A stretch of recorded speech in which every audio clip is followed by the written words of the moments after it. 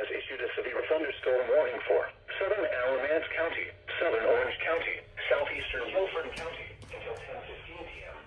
At 9:28 p.m., a severe thunderstorm was located 8 miles southwest of Elon, or 10 miles southwest of Burlington, moving east at 45 miles per hour.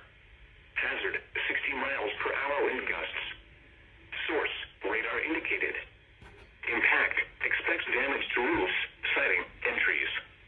Locations impacted include Chapel Hill, Burlington, Graham, Hillsborough, Carrboro, Mebane, Elon, Gibsonville, Paul River, and Swepsonville. For your protection, move to an interior room on the lowest floor of a building.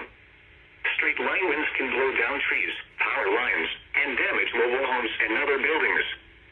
Seek shelter in a sturdy structure until the storm has passed.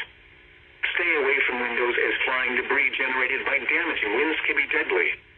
Repeating, a severe thunderstorm warning has been issued until 10:15 p.m. for the following counties in North Carolina: Alamance,